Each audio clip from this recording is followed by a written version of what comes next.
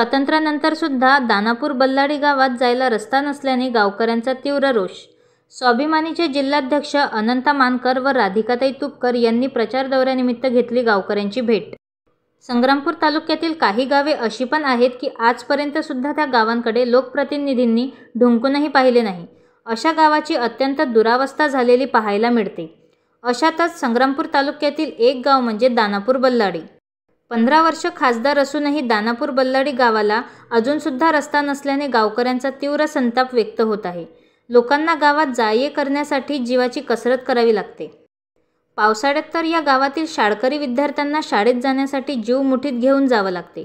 बऱ्याच वेळा पावसाळ्यात सतत पाऊस सुरू राहिल्याने गावाचा संपर्क तुटतो। तरीसुद्धा या गावाकडे विद्यमान खासदाराने काहीही लक्ष दिले नाही की त्या गावाकडे ढुंकूनही पाहिले नाही। खासदाराला 15 वर्ष निवडून देऊन सुद्धा या गावातील नागरिकांच्या काहीही वेदना जाणून घेण्याचा प्रयत्न केला गेला नाही। त्यामुळे या गावकऱ्यांचा विद्यमान खासदार यांच्यावर तीव्र रोष आहे।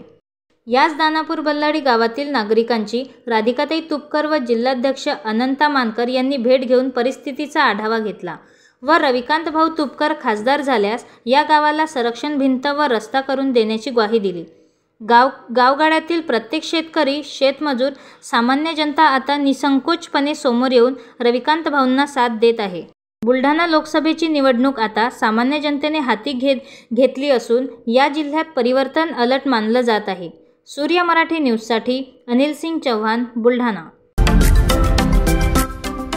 महाराष्ट्रातील महत्त्वाच्या व ताज्या घडामोडी जाणून घेण्यासाठी आजच आमच्या सूर्य मराठी न्यूज चॅनलला सबस्क्राइब करा आणि बेल आयकॉन प्रेस करा।